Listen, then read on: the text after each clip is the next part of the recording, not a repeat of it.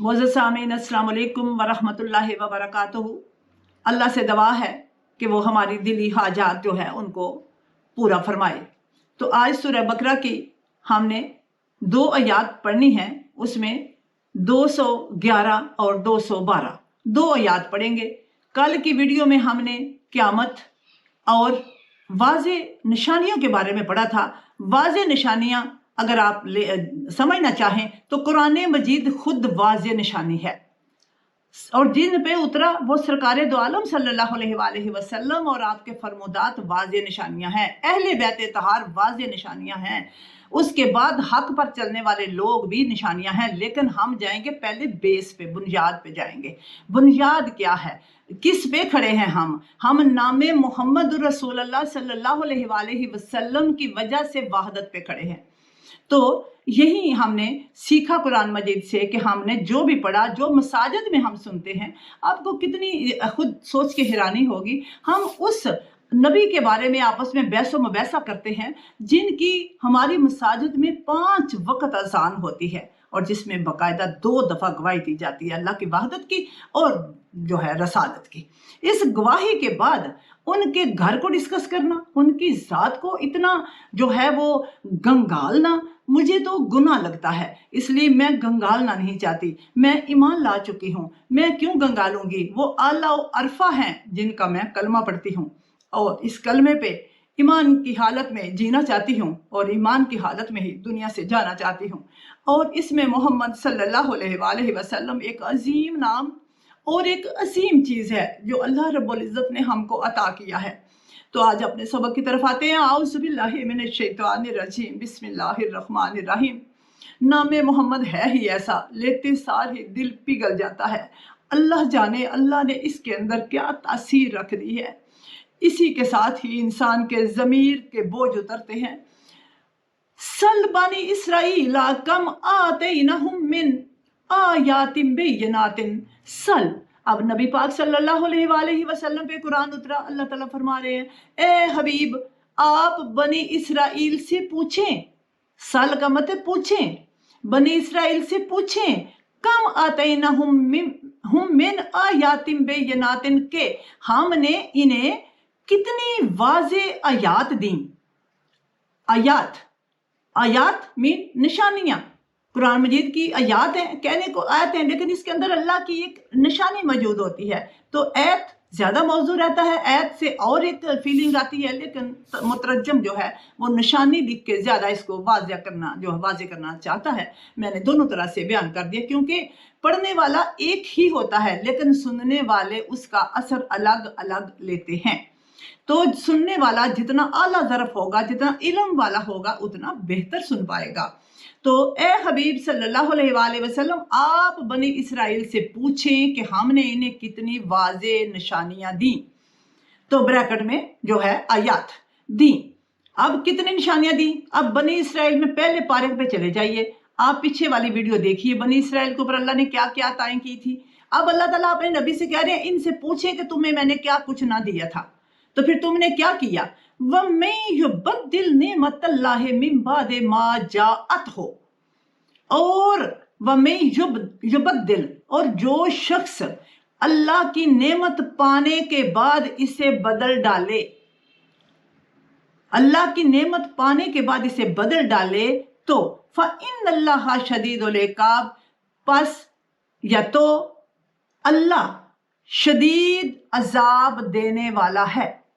अब इस आयत का आपने तर्जमा सुना कि अल्लाह ताला ने अपने नबी मुकर्रम सल्लल्लाहु अलैहि वसल्लम से फरमाया है कि आप बनु इसराइल को पूछिए कि तुम्हें मैंने कितना लाडला रखा, कितनी निशानियां दी, कितनी नेमतें दी, तो तुमने इन नेमतों को बाद में बदल दिया। जिसमें आप पीछे वाली वीडियोस देखोगे तो उसमें क्या है कि जब उन्होंने अल्लाह से कहा कि हमें मन्नो सलवा नहीं खाना, तो अल्लाह ताला ने उनको एक शहर में दाखिल होने को कहा जो है, फिर उनको कहा कि दरवाजे से गुजरना है, तो दरवाजे से जे लफ्ज़ पढ़ना है, तो क्या पढ़ना है आपने, तो फिर उन्होंने क्या किया, उसे बदल दिया। तो अब उसके बाद क्या किया, उन्होंने जो जो अल्लाह से वादे किए थे उनकी वादा खिलाफियां की। اور اس کے بعد کیا کیا؟ اللہ نے گائے ذبح کرنے کا حکم دیا، انہوں نے جو ہے جھگڑا ڈالا تھا آدمی کو قتل کر کے، اس میں انہوں نے کتنے سوال کیے۔ اللہ رب العزت نے ان کے لیے پانی کے 12 چشمے جو ہیں وہ حضرت موسیٰ علیہ السلام کے ہاتھ کے ذریعے نکلوائے، پھر بھی ان کے اندر سکون نہ آیا اور وہ بار بار نعمتوں کو بدلتے رہے، حتیٰ کہ وہ ایک بچڑے کی پوجا پر اتر آئے۔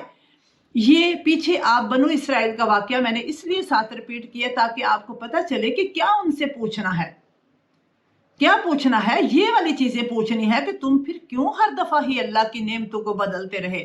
اب اللہ تعالیٰ نے فرمایا کہ ان سے یا پھر ان کے لیے کیا ہے، فَإِنَّ اللَّهَ شَدِيدُ الْعِقَابِ، یعنی اس کے باوجود بھی کہ تمہیں پتہ ہے کہ اللہ شدید قسم کا عذاب دینے والا ہے، پھر بھی تم نے اللہ کی نعمتوں کو بدل دیا۔ ذرا اللہ سے ڈر نہیں لگا کہ اللہ نے بار بار تمہاری جو ہے فرمائشیں مانی اور تبدیل کر کے دی، لیکن تم کسی نعمت پہ بھی نہ ٹھہرے جیسے آج ہم نہیں ٹھہرتے۔ اب یاد رکھیے، بنو اسرائیل کی بات کر کے سنانے کا مطلب یہی ہوتا ہے کہ ہم جو ہیں ہم اپنے آپ کو چیک کر سکیں، کسی پہلی قوم کا حال پڑھ کے ہم خود بری الذمہ نہیں ہو سکتے۔ اگر ہمارے اندر بھی وہی چیزیں پائی جاتی ہیں تو ہمارے لیے بھی شدید العقاب کا لفظ آئے گا۔ یاد رکھیے، جب آیت کو دیکھو گے اپنے اوپر آپ عبارت کرو گے کہ میرے متعلق میرے سے اللہ بات کر رہے ہیں، تو آپ کو آیا مبارکہ کی اور طرح سمجھ آئے گی۔ تو دوسری آیت ہم دیکھتے ہیں، زُیّنَا لِلَّذِینَ، زُیّنَا کے لفظی معنی تو زینت دی گئی ہے، لِلَّذِینَ ان لوگوں کے لیے کافروا جو کافر ہو گئے، حیات الدنیا دنیاوی زندگی کو، اور جو لوگ کافر ہو گئے ہیں ان کے لیے دنیا کی زندگی جو ہے اس کو خوشنما بنا دیا گیا ہے۔ وَيَسْخَرُونَ مِنَ الَّذِينَ آمَنُوا، اور وہ اس دنیا میں مومنوں کا مذاق اڑاتے ہیں۔ وَالَّذِينَ اتَّقَوْا فَوْقَهُمْ يَوْمَ الْقِيَامَةِ، وَالَّذِينَ اور وہ لوگ قیامت کے دن کدھر ہوں گے؟ کون سے لوگ؟ نتقو، جنہوں نے تقوی اختیار کیا تھا، اور وہ لوگ جو تقوی اختیار کریں گے وہ قیامت کے دن ان سے جو ہے مفوق ہوں گے، یعنی ان سے اونچے درجے پر فائز ہوں گے۔ فوقہم کا مطلب ہوتا ہے اوپر، درجات کے اعتبار سے ان سے اوپر ہوں گے۔ تو کیا ترجمہ ہوا؟ اور وہ لوگ جو تقوی والے ہیں وہ قیامت کے دن ان سے اعلیٰ درجے پر فائز ہوں گے۔ واللہ یرزق، اور اللہ رزق دیتا ہے، میں یشاء جسے چاہتا ہے، بغیر حساب، بن حساب کے، اور اللہ جسے چاہتا ہے بے حساب رزق دیتا ہے۔ اب اس میں ایک رزق ہوتا ہے دنیا والا، ایک رزق ہوتا ہے آخرت والا، نعمتوں والا۔ تو اب جس طرح نعمتیں ہم بیج زمین میں بوتے ہیں، اللہ چاہے تو اس کو بیج کو اگائے، چاہے تو نہ اگائے، تو پھر اب رزق کس نے دیا؟ اللہ نے۔ کسی بابا جی سے کہو ہاں کہ جو ہے ہم بیج زمین میں نہیں بوتے تو ہم جو ہے ادھر اوپر رکھ دیتے ہیں کسی برتن کے اوپر، تو بابا جی ذرا اگا کے دکھاؤ، تو بابا جی کبھی بھی نہیں اگا کے دکھائیں گے، کیونکہ اللہ رب العزت نے فرمایا ہے کہ کم از کم جس شخص کو تم مان رہے ہو، یعنی جس کو آپ جس سے کہہ رہے ہو کہ یہ جو کام میرا اللہ نہیں کر پاتا یہ کرے گا، تو کم از کم وہ چھوٹی سے چھوٹی چیز کا خالق ہو، تو وہ کوئی چیز پیدا تو کر سکے نا۔ تو پھر جو آپ کے کام الجھے ہوئے کام سلجھا سکتا ہے وہ آپ کو جو ہے وہ آپ کے گھر بیٹھے رزق پہنچا دے، وہ پاکستان کے معاملات کو حل کر دے، لیکن ایسا نہیں کر سکتا کیونکہ ہم اپنے کمزور عقیدے کی وجہ سے اس کو عزت دے رہے ہیں۔ اب علم حاصل کرنا ہے آپ نے، جس سے علم حاصل کرو اور اپنی سمجھ کے ساتھ اپنے دین کو قائم جو ہے وہ رکھنے کی کوشش کرو۔ اب اس آیہ مبارکہ میں بڑی خوبصورت بات اللہ رب العزت نے فرمائی ہے کہ جو کافر ہیں، کافر ہے، کافر کا مطلب ہوتا ہے کسی ایک حکم کا انکار کر دینا، ایک حکم کا کافر، دو حکم کام کا انکار کر دینا، دو کا کافر، کسی بھی چیز کے انکار کرنے کو کفر کہتے ہیں۔ اب کافر کے معنی آپ کو خالی کافر اسے نہیں کہتے جو لا الہ الا اللہ محمد رسول اللہ نہ پڑھے۔ کچھ لوگ حضرت ابو طالب پہ یہ بھی الزام لگاتے ہیں کہ آپ نے کلمہ نہیں پڑھا تھا۔ پھر کلمہ لوگوں کے لیے پڑھنا تھا، کلمے کو پالا تھا، اس لیے ان کو چیک نہیں کرنا، جو دعائے ابراہیمی ہیں ان کو چیک نہیں کرنے کی ہاں کا ہمیں کوئی بھی حکم لگا۔ اب کافر کا مطلب ہوتا ہے اللہ کے احکام کا انکار۔ اب آپ دیکھیے ہماری مساجد میں کتنے لوگ نماز پڑھ رہے ہیں، تو پھر جو نہیں نماز پڑھ رہے انہوں نے اللہ کا یہ حکم جو ہے وہ چھوڑ دیا، اس حکم کے کافر ہو گئے۔ अब घरों में कितनी खवातीन नमाज पढ़ रही हैं, बच्चों में उलझी रहती हैं, दीगर मामलात में उलझी रहती हैं, नमाज का टाइम ही नहीं मिलता। तो इसका मतलब हुआ कि फिर हम काफिर हो गए। कलमा पढ़ने से सिर्फ इंसान इस्लाम में दाखिल होता है, लेकिन जिन अहकाम को अमल में नहीं लाता उन अहकाम का काफिर ही रहता है। तो इसलिए मैंने कुफर के लफ्ज को इनकार के मायने में करके आपको समझाने की कोशिश की है। वो लोग क्या करते हैं, वो दुनिया की जिंदगी में मगन हो जाते हैं। अब क्या है, हयातुद्दुनिया, दुनियावी जिंदगी को ज़ुय्यना, जीनत दे दी गई है। उनको दुनिया के सारे काम अच्छे लगते हैं, दुनिया के सारे कामों के लिए उनके पास टाइम होता है। और जब उनको कोई मोमन मिल जाता है, जब कोई बंदा कह देता है, कोई हया की बात बता देता है या कोई और जो है नसीहत कर देता है, मसलन हमारे यहाँ मरग होता है, वफात होती है, तो जो आने वाले लोग हैं उनको रोक रोक के खाना खिलाया जाता है और इसको इज्जत समझा जाता है। ऐसा नहीं है, हम गम में मुब्तला हैं, क्यों रोक रोक के खाना खिलाएंगे? लेकिन हमारे यहाँ रस्म बन चुकी है, क्योंकि हमने दुनिया को जीनत दे रखी है। हम कुछ नहीं जानते, लेकिन हमने एक नया जो है नई रस्म खोल रखी है। आने वाले लोग गम जो है गम की हालत में आए और पानी का रेंज रखो, जो पानी पिए और चले जाए। लेकिन हम नहीं ऐसा करते, बल्कि बाकायदा डिस्कस करते हैं, किसने गोश्त पकाया था, किसने जो है अच्छा खाना दिया था। हमने इसको भी इज्जत में यानी कि जीनत में शामिल कर लिया है। जीनत लफ्ज समझाना है ना मैंने, तो जीनत जैसे शादी हो, डोल डमक्का जो है बैंड बाजा ना हो, तो शुरलियां पटाखे ना हो, तो हम कहते हैं कि हमारी शादी ठीक नहीं हुई, बच्चे ही खुश नहीं होते, लोग बातें करेंगे। इसका मतलब है हमने दुनियावी जिंदगी को जीनत दे ली है। हम नहीं समझते कि सुन्नत क्या है। जनाब सईदा फातिमा ज़हरा की शादी जब बयान की जाती है तो सादगी का हुक्म दिया जाता है, मस्जिद में निकाह करने का हुक्म दिया जाता है। क्या हम आज ये कर रहे हैं? नहीं कर रहे, बल्कि हम मार्कियों और मुख्तलिफ होटल्स का सहारा लेकर अपनी बेटियों को अपने जहाँ पैदा हुई हैं वहाँ से रुखसत करने की बजाय इज्जत हासिल करने के चक्कर में हम अपनी बेटियों समेत पूरे घर जो है किसी और जगह पर आकर बैठकर बेटी को अलविदा करते हैं। क्या ये कोई है पुरानी रस्म? नहीं, रस्में हैं, ये हमने पास्ट से, माजी से शुरू कर ली हुई है। अब हम इनके खुगर हो चुके हुए हैं, हमें कोई रोकेगा तो हमें बुरा लगेगा। ये सब मैंने ज़ुय्यना के मायने में दिया है, जीनत। हम इस पे मर मिट जाते हैं, लेकिन हम कहते हैं ये हमारी इज्जत नहीं रहती। इज्जत तो अल्लाह के हाँ जरूरी है। इज्जो मन तशाओ व तो जिल्लो मन तशाओ, इज्जत तो वो देगा जिसको चाहेगा और जिल्लत भी वही देगा जिसको चाहेगा। इज्जत अल्लाह की बंदगी में है, अल्लाह के हुक्म को मानने में है। और जो कुफार लोग हैं वो कहते हैं दुनिया को जो है निपटाओ, आखिरत आएगी तो देखा जाएगा। और जब उनको मोमन मिलते हैं तो उनका यस हरोना मजाक उड़ाते हैं। जैसे अभी मैंने यानी बात कर दी हजरत अली करमुल्लाह वजहो, उनको बिस्तर रसूल पे सुलाया गया। आपकी जात को देखो, किसी का नाम नहीं करमुल्लाह वजहो। करमुल्लाह वजहो के मायने क्या होते हैं? जिसके चेहरे के देखने को उसका नाम पढ़ने से करम हो जाए, अल्लाह का फजल हो जाए आप पे। और सबसे बड़ी नेमत है अल्लाह की हजरत अली करमुल्लाह वजहो मौला अमीर कायनात भी मैं कहती हूँ। तो इनकी ज़ात सबसे बड़ी नेमत है, क्योंकि आप वो हैं जिन्होंने नबी पाक सल्लल्लाहु अलैहि वसल्लम के साथ बचपन से रह करके वो उलूम हासिल किए कि बाबुल इल्म का लक़ब पाया। तो ये मैंने आपको कहा। अब जैसे मैंने कहा था कि शिया खुद को शिया कहते हैं, लेकिन उसके बाद खुद को मोमन कहते हैं। पता चला कि उनको भी नहीं पता कि जो है शिया और मोमन में क्या फर्क है। तो ईमान वाला कौन होगा? ईमान वाला वो होगा जो सिर्फ नामे अली नहीं, वो असूल मुस्तफ़ा पे चलेगा, शरीयत मुस्तफ़ा पे चलेगा। ईमान वाला वो होगा। और जब समझाने वाला कोई बंदा पास बैठ जाता है तो मजाक उड़ाते हैं। अब कोई बुजुर्ग बैठ जाए जवान नस्ल के पास, वो मजाक उड़ाएगी कि अब तो रवाज है, हम क्या करें? अब मजाक नहीं उड़ाएंगे तो क्या करेंगे? मजाक ही उड़ाएंगे, क्योंकि आदी हो चुके हैं, माहौल ऐसा है। और ये माहौल को छोड़ो, वो एक तरफ है, हम अखलाकियात में ज़ीरो हो चुके हुए हैं। हमारी गुफ्तगू के अंदर कुछ नहीं रहा। और जो हमारी गुफ्तगू है इसके बारे में नबी पाक सल्लल्लाहु अलैहि वसल्लम ने फरमाया कि सदका जारिया है अच्छी गुफ्तगू। लेकिन हमारी गुफ्तगू के अंदर भी मिलावट शामिल हो चुकी हुई है, क्योंकि हम मिलावट के आदी हो चुके हुए हैं। हमें अपनी गुफ्तगू से कम अज़ कम मिलावट को निकाल देना चाहिए। तो ईमान वाले लोग जो ईमान की बात करते हैं, कुरान की बात करते हैं, उनका लोग मजाक उड़ाते हैं। इसलिए कभी कोई मेरी किसी वीडियो का कोई जो है उसके बारे में कोई ऐसा कमेंट दे, मुझे फर्क नहीं पड़ता, क्योंकि मुझे पता है कि लोग ऑटोमेटिकली जो है वो मजाक उड़ाते हैं। भाई कुरान का मजाक उड़ाने की जरूरत नहीं, और बड़े काम पड़े हैं मजाक उड़ाने वाले। कुरान दिल करे तो सुने इंसान, जो अच्छी बात लगे वो ले ले। और इसके बारे में मेरे आका करीम सल्लल्लाहु अलैहि वसल्लम ने फरमाया कि अच्छी बात ले लो, चाहे शैतान ही क्यों ना कह रहा हो, कि भले जो भी किसी को समझो, اس کا علم سننے کا آپ کے اندر ظرف ہو، اچھی بات لینے کا ظرف ہو، تو لگتا ہے کہ آپ انسان کہلائیں گے. لیکن اگر آپ میں ظرف نہیں ہے تو ہم انسان نہیں ہیں، کیونکہ ظرف ہونا چاہیے. ظرف کے جو ہے ہوگا تو تبھی ہم جو ہے وہ انبیاء کی شان کو جو ہے سن سکیں گے، انبیاء کی جو ہے کردار ان کو بیان کر سکیں گے. جب ہمارے اندر ظرف ہی نہیں ہوگا تو ہم ایک دوسرے کی تنقید کو بھی نہیں سہ سکیں گے. تو تنقید سے کوئی فرق نہیں پڑتا جب بات حق پہ ہو رہی ہو. تو ہم نے کوشش کرنی ہے کہ ہم اپنے ظرف کو بڑا کریں. ظرف کا مطلب ہوتا ہے برتن.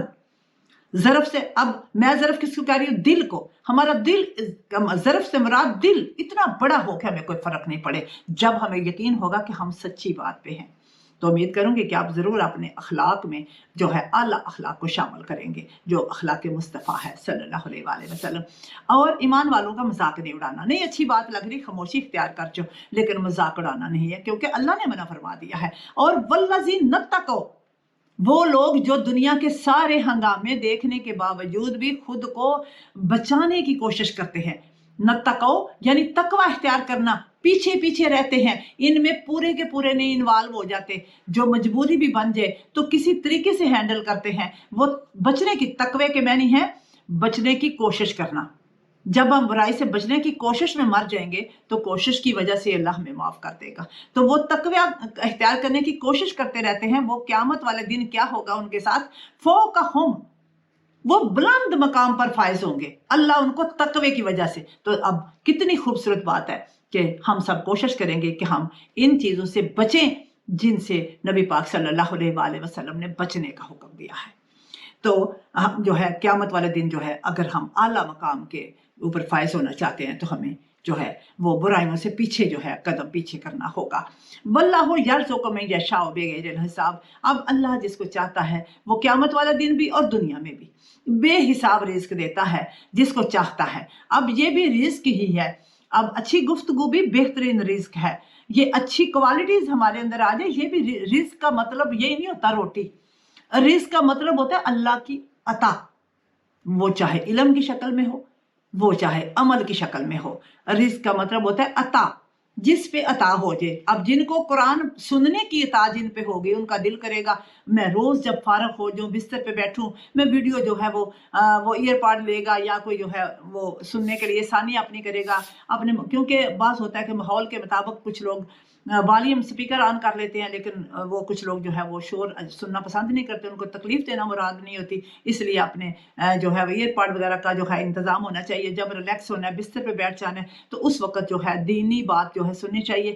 تو اس وقت انسان کا ذہن جو ہے بالکل صحیح فٹ ان بیٹھتا ہے اور اس کو صحیح بات کی سمجھ آتی ہے.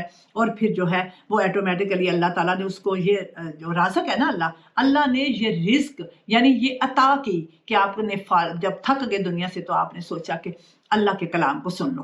تو قرآن مجید کو امید کروں گی کہ آپ سورہ فاتحہ شریف سے شروع کر لیں گے تاکہ ترجمے کے ساتھ آپ پڑھتے پڑھتے ہو سکتا ہے کوئی بات آپ کی سمجھ میں آ جائے، ہو سکتا ہے کوئی بات آپ کے عین ایمان پہ فٹ ان بیٹھ جائے اور آپ اس کی وجہ سے اپنا کم از کم پہلی بنیاد ہے لا الہ الا اللہ، دوسری بات ہے محمد رسول اللہ صلی اللہ علیہ وآلہ وسلم. اب لا الہ الا اللہ کا پودا نبی پاک صلی اللہ علیہ وآلہ وسلم نے لگایا، تو ظاہر ہے ہم جو ہے نبی پاک صلی اللہ علیہ وسلم کے بغیر وحدت پر قائم نہیں رہ سکتے. تو آپ سرکار کی ذات کو ساتھ لے کر چلیے. اللہ جو ہے وہ بغیر حساب کے آپ کو نوازے گا. پریشانیاں تو آئیں گی، دنیا ہے ہی مشکل جگہ، اس میں پریشانیاں آئیں گی، نفرتیں بھی ملیں گی، لوگوں کی طرف سے بدتمیزیاں بھی حصے میں آئیں گی، لوگوں کی طرف سے زیادتیاں بھی حصے میں آئیں گی. لیکن پکارنا کس کو ہے؟ صرف اللہ کو. آپ اللہ کو پکاریے، انشاءاللہ تعالی میرا پروردگار اپنے پکارنے والوں کو کبھی خالی نہیں چھوڑتا. وہ بڑا ہی رحیم اور کریم ہے. جب آپ پریشان ہوتے ہو تو آپ نے اکثر دیکھا ہوگا اللہ کا ذکر ہم بھول جاتے ہیں. کیوں؟ پریشانی اتنی ہے. اس وقت جب پریشان ہوتے ہو تو اللہ کے رحمان اور رحیم ہونے کو آواز دیا کرو.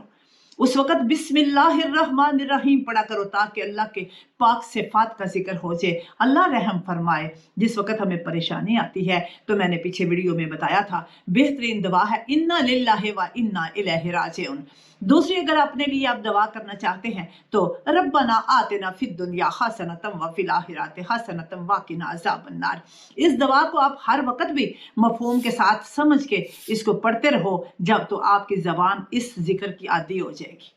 اور یہ کتنی پیاری دعا ہے جس میں آپ دنیا اور آخرت میں اللہ سے بھلائی مانگ رہے ہیں۔